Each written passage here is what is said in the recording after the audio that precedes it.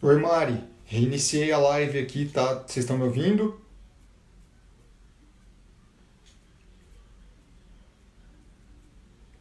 Oi, Mari, tá me ouvindo? Bruno, Mari,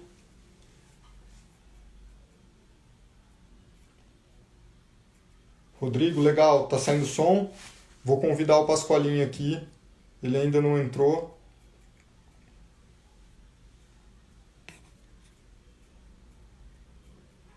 Legal, pessoal, obrigado aí pelo retorno e desculpem pelos problemas aqui. Eu tô com o sinal de Wi-Fi, tá muito bom, mas eu não sei o que tá acontecendo. Eu vou tentar chamar o Pascoalinho aqui novamente. Ele ainda não entrou. Ah, o Pascoalin não entrou aqui ainda, estou aguardando ele entrar para gente retomar. Oi, Evandro, tudo bem? O Pascoalin ainda não entrou, mas assim que ele entrar eu já o convido para a gente retomar. Queria só uma. Mari, pessoal, quem puder me dar só um retorno de onde o Pascoalin parou, eu vou seguindo até o Pascoalin retornar e a gente retoma o bate-papo, mas eu vou seguindo com a explicação dele. Se alguém puder me dar só um retorno de onde a gente estava, eu já sigo.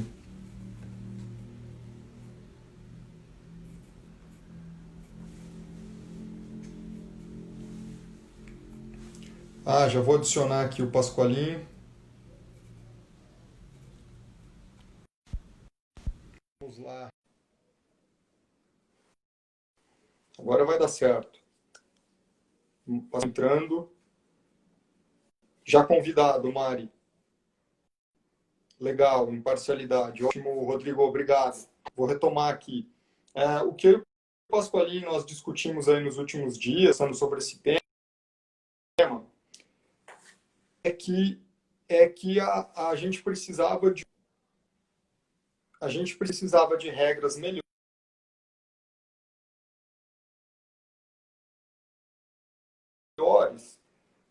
que fossem melhores colocadas na lei, ah, acerca da escolha das câmaras. E por que isso? Porque a gente tem uma grande preocupação de que a gente não acabe arrastando para a arbitragem a desconfiança que a gente tem visto acontecer nos processos administrativos. Né? Então, uma grande preocupação quando a gente olha com o substitutivo aqui aberto, quando a gente olha do projeto do substitutivo que está hoje em votação, do 257, ele simplesmente nos diz que, e eu leio aqui, que o processo será de direito, respeitará o princípio da publicidade, conduzido por órgão arbitral, institucional ou entidade especializada previamente credenciado por cada unidade da ação. Então, veja que a gente tem um, uma redação muito ampla, né? Hoje, eu estou convidando o Pascoalinho novamente aqui, deu algum problema para ele entrar, estou convidando novamente. Uma redação muito ampla. Não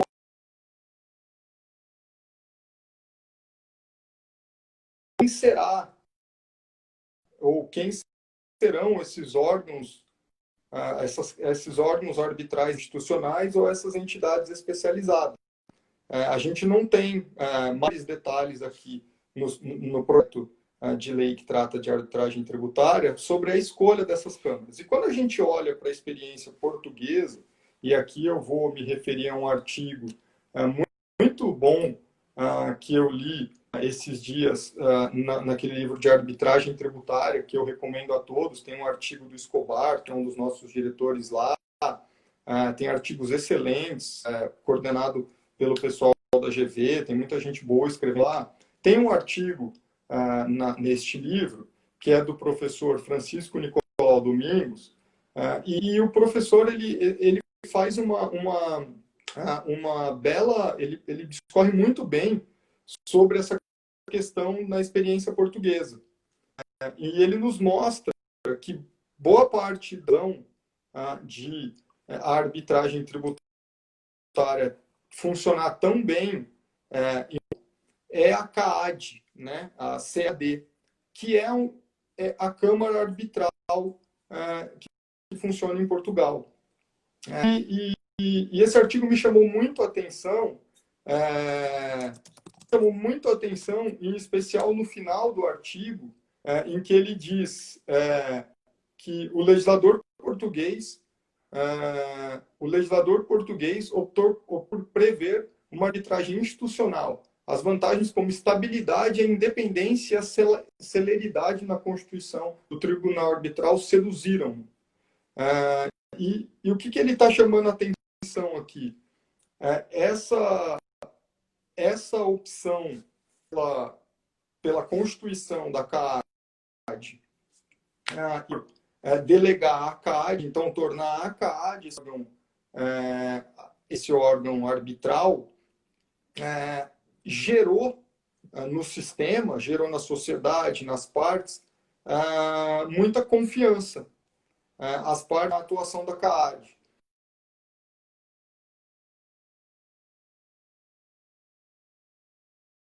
E por que aqui, de novo, fazendo esse paralelo com o modelo português, por que é tão importante? Porque ela também, e fazendo de novo, trazendo essa experiência portuguesa para a gente, ela tem a lista dos árbitros. É dela competência, tem um conselho dentro da CAAD, cuja competência, uma das competências, formar essa lista de árbitros e verificar a competência, a atuação dessa lista de árbitros. Isso no nosso visto, eu tenho debatido isso em algumas vezes com o Pasqualini, isso é de extrema importância. Isso é de extrema importância. Quando a gente verifica o que está acontecendo hoje, por exemplo, no CARF, em que a gente passa, e não tô colocando aqui se justo ou injusta, mas a gente passa por uma clara crise de confiança, essa questão do voto de qualidade não pode ter na arbitragem tributária. Nós estamos começando um instituto novo, ter suas linhas, suas bases, seus pilares muito bem delimitados para que essa crise de confiança não aconteça. Quando, de novo, a gente olha para a experiência portuguesa, e aqui eu me refiro ao artigo do professor Francisco Nicolau, nos mostra que a CAAD, que é o Centro de Arbitragem para a matéria tributária, teve fundamental importância. Aqui, e nós não estamos aqui, não estamos propondo uma resposta, mas a gente está propondo aqui um olhar especial para esse artigo 16. Eu vou voltar para ele aqui, para esse artigo 16 do projeto de lei que visa trazer a arbitragem tributária para o mundo tributário. Esse artigo 16 ser talvez refinado ou isso ser bem pensado nos regulamentos que virão, no regulamento de União, Estados e municípios, para que a escolha da entidade, para que a gente tenha a entidade, uma escolha de entidade e esse critério que a entidade vai montar para a escolha dos árbitros muito bem definido. Esse nos parece um ponto fundamental para a sequência da arbitragem no Brasil. Eu estou recebendo aqui um retorno, a Mariana, a Júlia estão me dizendo que eu acho que o Pasqualini está com dificuldades para retornar, tá? Mari, Júlia, todas as duas vezes que eu tentei chamá-lo de volta, ele não entrou. Vou pedir ajuda de vocês para irem me dando um feedback aí, se o Pasqualini em algum momento conseguir retornar, que eu convido novamente, tá? Se vocês me derem aqui um ok, convido novamente, tá bom? E pessoal, acho que hoje o Instagram me parece que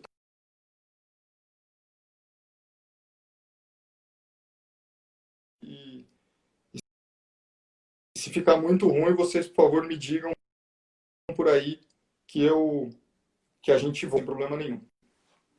Bom, olhar um pouco para frente, acho que a gente falou bastante dessa questão da escolha da Câmara e dos árbitros, a importância que isso tem e como isso está pouco dito no projeto de lei. Tá?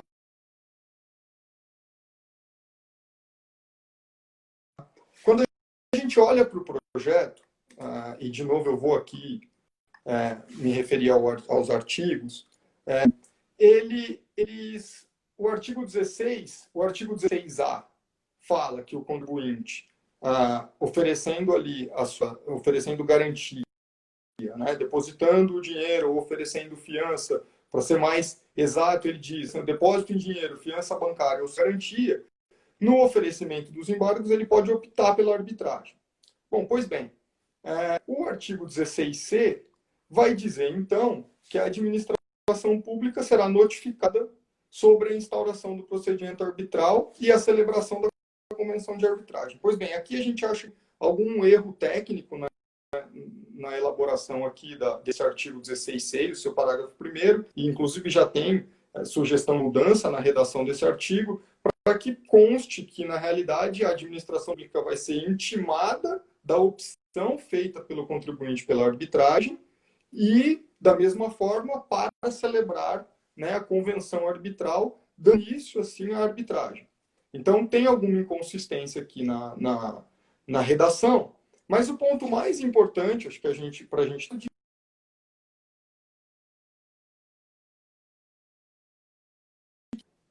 né, não há prazo. Quando a gente verifica esse artigo 16C, entre a opção que o contribuinte fez, vamos lembrar, o lá depositou, ou ofereceu fiança, ou garantia, depositou, garantiu toda a dívida, isso sabe, eu estou vendo aqui muita gente que está super acostumada com contencioso tributário, isso é custoso, ele faz a opção pela arbitragem e, para que a arbitragem seja instituída, o representante, né, a pessoa autorizada do fisco e o contribuinte precisarão assinar a convenção.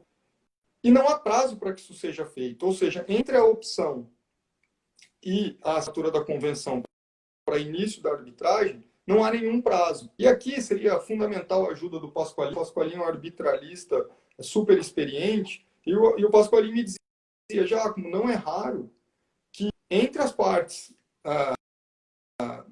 se parte notificar outra sobre a intenção de dar início à arbitragem, que aqui no nosso caso estamos dizendo seria uma intimação da pública dada a manifestação que a parte fez lá no âmbito da execução.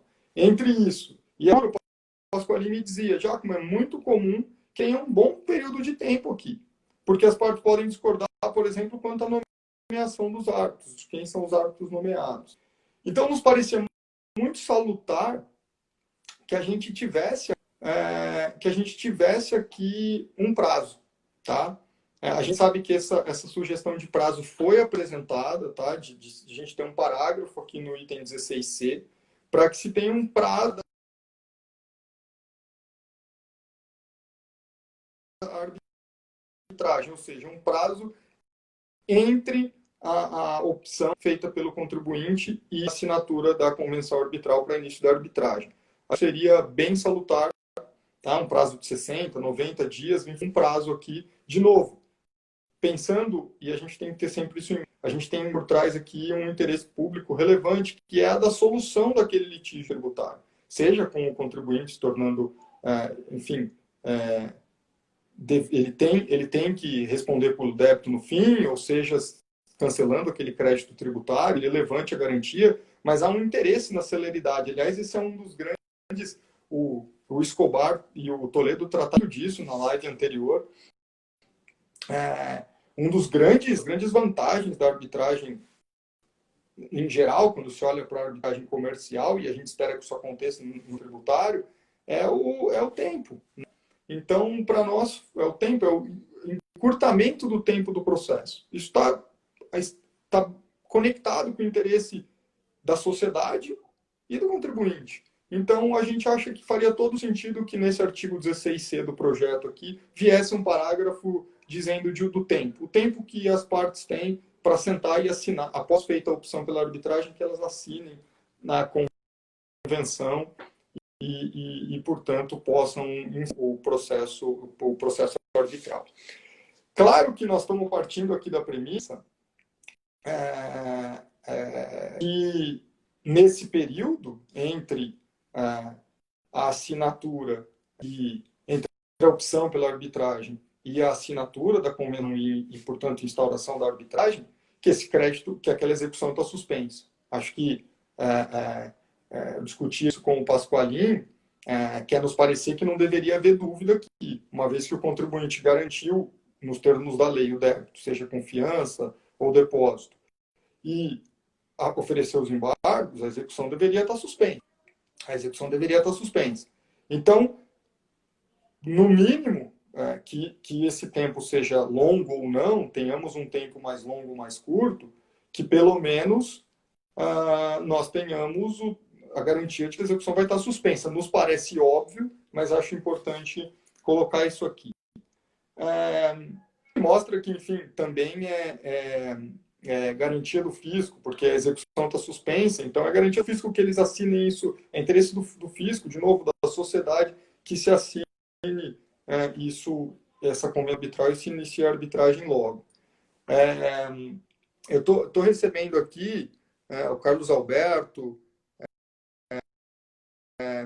perguntas aqui, ele fez a pergunta: existe tribunal de arbitragem tributária no Brasil? Carlos Alberto, não, está vindo para se ter a arbitragem tributária, mas que já existe de arbitragem para assuntos com a administração pública, né? Então, se já existe de alguma maneira um órgão arbitral que trata de temas com a administração, isso é interessante. O Evandro destaca aqui essa questão que eu disse da suspensão da execução, inclusive com a proteção da emissão de certidão de regularidade fiscal. Exatamente, Evandro. Eu acho que nesse período, ainda que a gente entenda que tenha que ter algum artigo que dê uma margem de tempo, nos parece presumido, nos parece claro, eu diria, né? Tá aqui, não está explícito, mas é um silêncio eloquente, diríamos assim, que a execução está suspensa, né? A Mariana está dando aqui da ampliação, né, da arbitragem para o processo administrativo. Isso, Mari, acho que já nos faz caminhar para o terceiro tema. Legal? Vamos caminhar para esse terceiro tema, que é super importante. A gente está com o tempo apertado por conta de todos esses problemas. No artigo 41, no artigo 41T do substitutivo, está lá dizendo que a arbitragem, além dos embargos, ela está ali prevista para consignação, anulatória, enfim, para débitos tributários, ações que visam, né, ali no 41T nos parece claro que nós estamos falando de arbitragem tributária para débitos constituídos, né? A gente está falando de um débito tributário constituído e nós vamos partir para a arbitragem para resolvê-lo, no âmbito da execução, de uma anulatória, enfim. Qual um ponto interessante e que a gente tem discutiu no IBAT, levou essa sugestão, o Pasqualin fez esse trabalho, junto com outras pessoas, maravilhoso, de levar essa discussão lá para o Senado. Será que a gente poderia ter a arbitragem tributária também para o período pré-constituição do crédito tributário? A gente poderia, por exemplo, se decidir em arbitragem tributária um processo administrativo, eu tenho ali lá um auto de infração contra mim, ao invés de, ou no prazo de oferecimento da impugnação, assim como está nesse veto por prazo de oferecimento de embargos, eu opto no prazo de oferecimento da impugnação, eu opto pela resolução daquele contencioso via procedimento arbitral. Essa é uma discussão super interessante. A Mari trouxe isso aqui, a gente tinha colocado como temas. essa é uma discussão super interessante, por vários aspectos, né? O primeiro deles é como fica a situação se que a gente conseguisse, vamos dizer, o projeto, primeiro nos parece haver algum consenso, um claro consenso, de que isso precisaria estar incluído nesse projeto. Então, tem lá essa sugestão, a gente sabe que foi dada essa sugestão. Também um processo administrativo, né, que visa, então, verificar a constituição definitiva do crédito tributário, como colocou o Rodrigo aqui. Né? Num processo administrativo, você tem um auto de infração e nós vamos definir a constituição do crédito tributário definitivo. Nós vamos discutir. Né? Essa sugestão foi feita, mas um ponto que nos chamou a atenção, quando eu...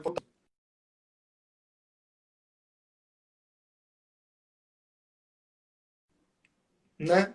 Porque quando a gente olha para o CTN fala e ele trata lá de suspensão do crédito. Quando ele vai falar das causas de suspensão do crédito tributário, ele diz lá, né? Suspende a exigibilidade do crédito tributário, as reclamações e os nos termos das leis reguladoras do processo tributário administrativo. Então, veja só, eu não tenho, em teoria, uma causa que eu incluí isso aqui nessa lei de arbitragem, também a resolução de processos administrativos.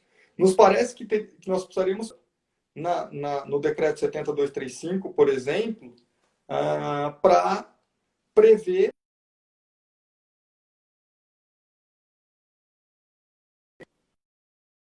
então, é uma das formas de divisão do crédito tributário. Para, então, este artigo 151 do CTN, que fala de reclamações e recursos nos termos das leis reguladoras do processo tributário administrativo, pudesse servir como causa de suspensão do crédito tributário. É um tema interessante.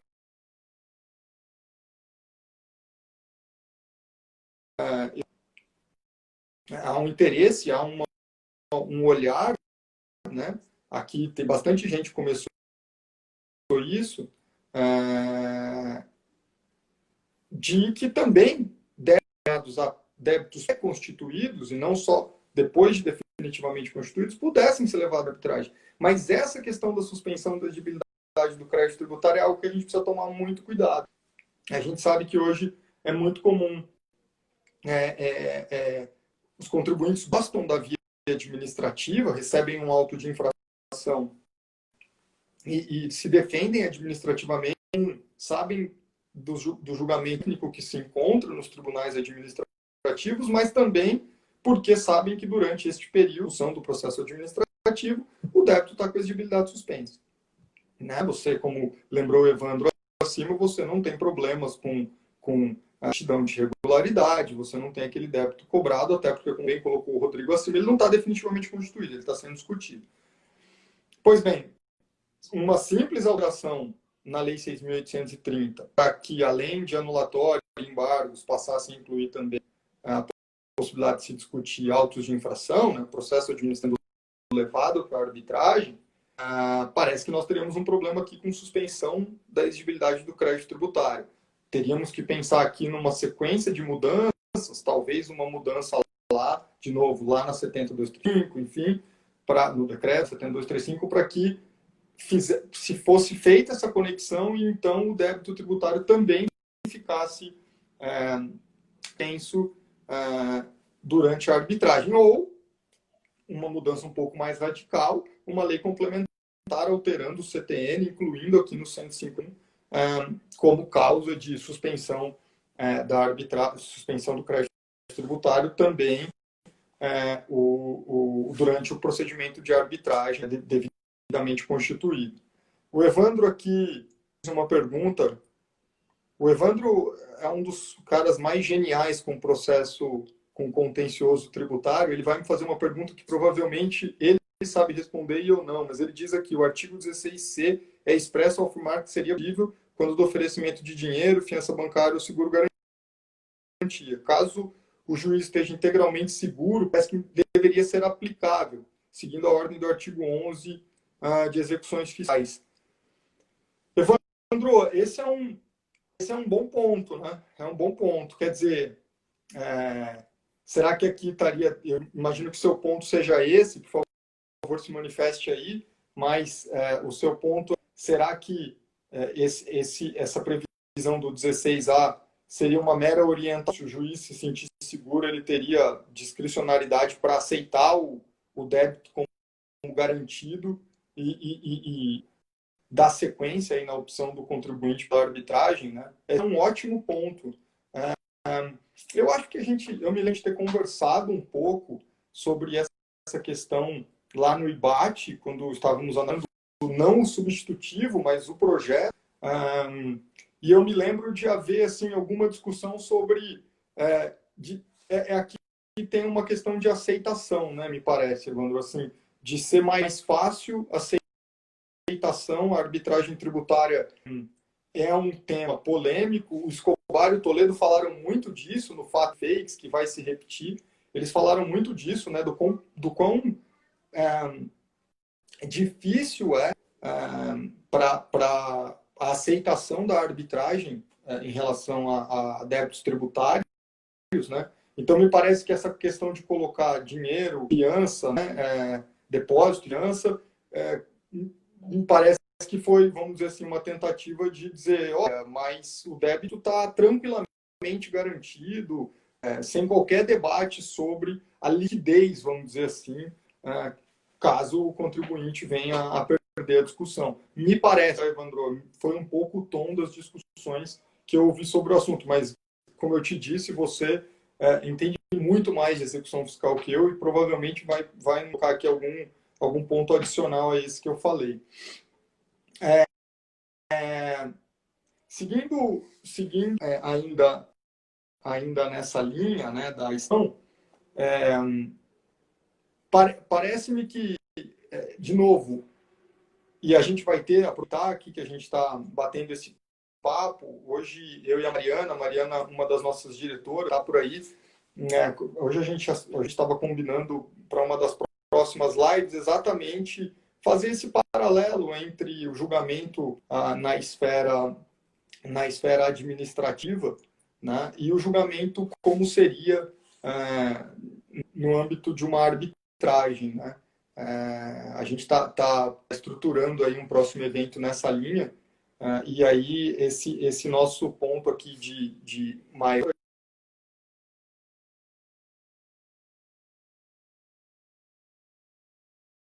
a gente discutir nesse outro evento. Quer dizer, a gente sabe que talvez existe comum, sem dúvida, essa questão de se imprimir um olhar mais técnico nos tribunais administrativos, quando comparado ao óbvio, né? De novo, vou citar aqui a live do Toledo e do Escobar, foram muito felizes nisso, né? É quase desumano exigir de um juiz que julga de tudo que ele tenha uma técnica super apurada para julgar matérias tributárias. Já nos tribunais administrativos a gente consegue exigir isso.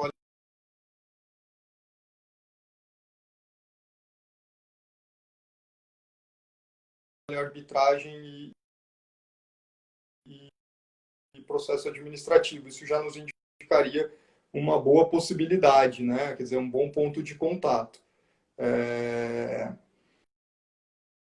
E fica aí para quem colocou aqui acima já dessa extensão, a Mari colocou, mais alguém colocou, eu falar fazer esse paralelo e pensar um pouco nessa extensão.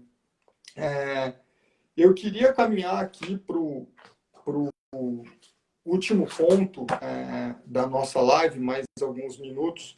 A Mari até me orientou aqui de que a gente teria 1 hora de live do nosso novo acesso, conta dos problemas técnicos, acabou que a gente foi e voltou algumas vezes aqui com o vídeo, mas de qualquer forma, eu dentro dos 4 pontos que o Pasqualin colocou no começo, que a gente gostaria de bater um papo, que eram essa questão da escolha, de novo, escolha das câmaras e árbitros, né?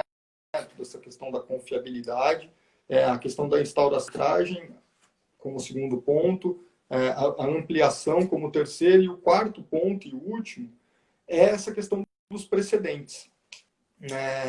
Essa questão dos precedentes, e o Ronaldo acabou de entrar aqui, o Ronaldo, que é um dos meus sócios lá no Souto Corrêa, o Ronaldo me chamou a atenção para esse ponto logo que a lei saiu, a gente acabou escrevendo um artigo sobre isso, porque o que diz, e aí eu vou novamente abrir aqui, o artigo 16F do projeto. Ele diz que as partes podem pleitear ao órgão do Poder Judiciário competente a declaração de nulidade, caso a sentença arbitral contrarie enunciado de súmula vinculante, decisão do Tribunal Federal em controle concentrado de constitucionalidade ou acórdão proferido em julgamento incidente de resolução de demandas repetitivas, assunção de recurso extraordinário com repercussão geral reconhecida, ou o recurso extraordinário ou especial repetido, desde que anteriores ao receber notificação. Esse assunto aqui, de novo, né, o Pasqualini começou fazendo essa apresentação, eu sou do mundo tributário, estou estudando arbitragem, aprendendo aqui. O Ronaldo me chamou a atenção para esse artigo logo que a lei saiu e disse, Giacomo, isso aqui é uma das maiores discussões no âmbito da arbitragem. Ele falou, olha, isso aqui tem assunto, quer dizer, qual a vinculação, qual é essa extensão da vinculação, os árbitros, né, e aqui eu estou falando da arbitragem comercial, tem em relação a precedentes judiciais, já tem uma discussão, o Fábio Fraga, que, salvo engano, estava aqui, não sei se ainda continua,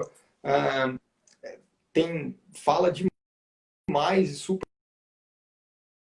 bem sobre precedentes em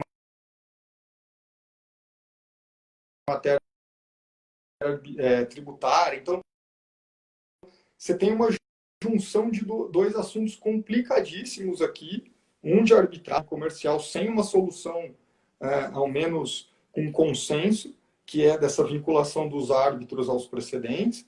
E aí você tem uma outra discussão aqui no próprio, foram jogados no 16F como uma possibilidade de anulação da sentença. E olha que interessante, né? Um dos grandes, a gente volta para tudo que o Escobar fala para a gente, aí falou nas lives. Um dos grandes pontos da falou aqui, a gente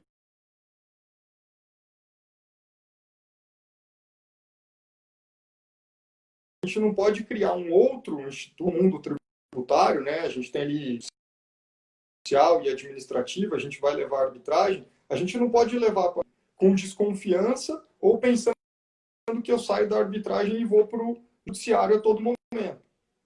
Porque existe confiança, ou essa porta aberta, super aberta para eu ir ao judiciário a todo momento, eu corro risco de a arbitragem tributária nascer fácil.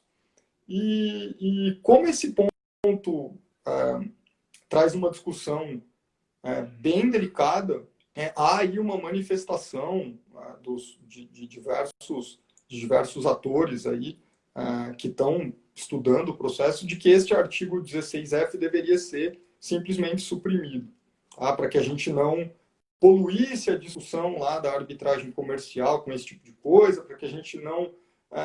e aqui é interessante, eu fui ler o artigo do Guilherme Amaral, nesse livro também, de arbitragem tributária, sobre isso, e é interessante como ele coloca a posição lá, e eu de alguma forma compartilho.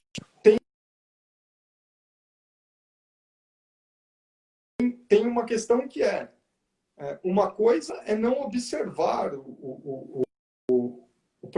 esses precedentes listados aqui, né, que a gente está falando de súmula vinculante, julgamento sem controle concentrado. É claro que isso em matéria tributária tem uma questão que é a isonomia, né? Quer dizer, eu não posso ter a isonomia através da escolha de onde eu vou discutir afastando uma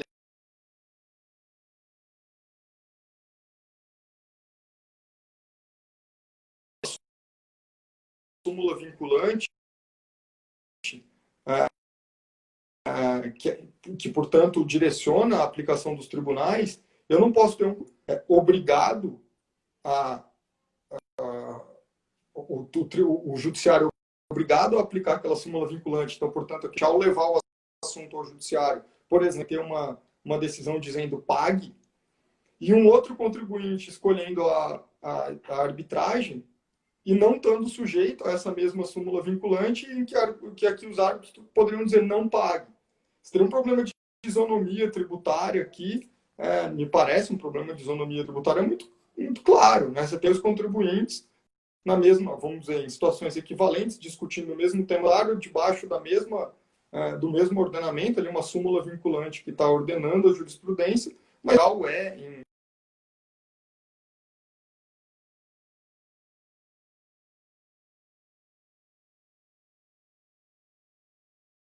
em arbitragem comercial, muito delicado também em matéria tributária. Mas uma outra questão aqui que o Guilherme Amaral coloca muito bem nesse artigo, que recomendo a todos, que tem um segundo ponto relacionado a uma coisa é o não observar o precedente. Então, inicia-se a arbitragem e o árbitro não menciona um desses precedentes, assumindo que eles sejam existentes, uma súmula vinculante, um acórdão dado em repercussão geral ou demanda repetitiva. A coisa é ele mencionar a existência, reconhecer a existência e decidir não aplicar porque entende inaplicável aquele caso. Esse é outro ponto muito interessante. Do jeito que o artigo está escrito aqui, o 16, nos parece que ficaria, então, essa aberta para ir ao judiciário. Alguém comentou aqui, o Vinícius comentou, e esvaziar a arbitragem tributária, antes mesmo dela ler, né, Vinícius? Me parece que ficaria uma porta extremamente aberta, mesmo na situação em que o árbitro reconheça a existência do precedente inaplicável a essa demanda, você, utilizando do artigo 16F, levar essa sentença arbitral ao judiciário e pedir a sua anulação.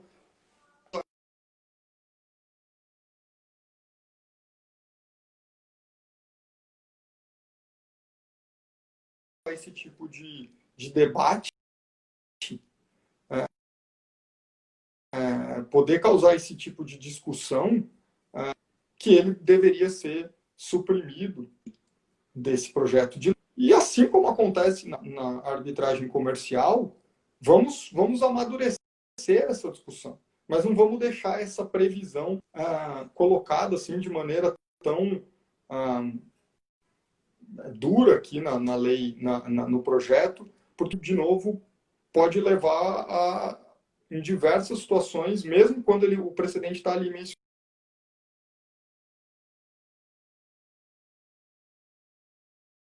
a gente sequer ter uma margem tributária fluindo bem.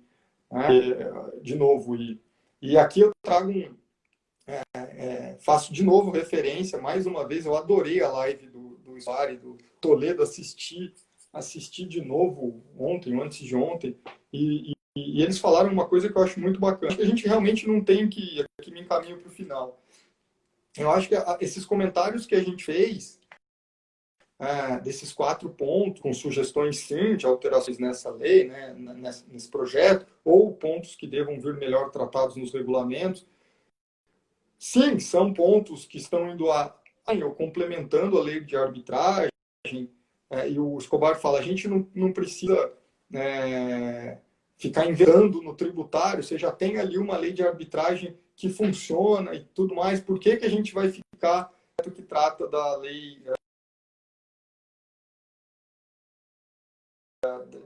que projeto de lei que trata de arbitragem tributária? Eu não sei se o Escobar estava vendo a gente. Escobar, se não for muito isso o que você quis dizer, por favor, me corrija, mas eu entendi assim, né? Essa coisa de vamos tentar colocar o mundo tributário na arbitragem e não tentar criar uma arbitragem absolutamente diferente de tributos. Eu concordo absolutamente contigo. Eu acho que a gente tem que evitar mais de 20 anos de experiência e de uma lei de arbitragem em funcionamento, não tenho dúvida. Eu acho só que alguns pontos, e acho que esse artigo 16F, talvez a sugestão aqui pessoal, lendo alguns artigos em alguns estudos, vai exatamente nessa linha. Tira o artigo 16F. Vamos tratar do artigo 16F como a arbitragem comercial trata, discutindo doutrinariamente, amadurecendo e não colocando na lei de pronto aqui a possibilidade de uma anulação da sentença arbitral. Mas os outros pontos todos, eles acabam que a gente entende que ali sim, nesses outros pontos, como esse prazo para instauração da arbitragem, essa questão de a gente, de repente, ter um melhor criterizado aqui a escolha de câmaras, né? Esse critério mais claro, mais bem colocado aqui. Esses pontos todos, a extensão, né? Essa questão da extensão da arbitragem colocada aqui na lei, esses pontos parecem absolutamente pertinentes ao fato de a gente estar tratando de tributo, né? De tributo que tem por trás o interesse da sociedade, interesse público, que a gente tem visto, acho que esse é talvez o pilar fundamental desse bate-papo que a gente queria fazer, Pasqualinho, com vocês. Pasqualinho está de volta aí, que pena que a gente não conseguiu dividir a tela. Eu e o Pasqualinho, a gente teve problemas aí nos últimos... Ontem a gente teve que cancelar por problemas de conexão do Instagram, enfim. A verdade é que eu e o Pasqualinho são dois caras que não são assim muito afeitos ao Instagram, então tivemos diversos problemas. Hoje a gente tinha certeza que ia dar, o Pasqualinho tocou uma parte, fiquei feliz de conseguir conduzir outra. Mas, para concluir, nos parece que a mensagem principal que eu e o Pasqualinho a gente queria deixar é que a gente precisa discutir o projeto e o IBAT está fazendo isso. A gente quer discutir a arbitragem tributária para que esse instituto nasça, para que esse instituto da arbitragem nasça com a confiança da sociedade.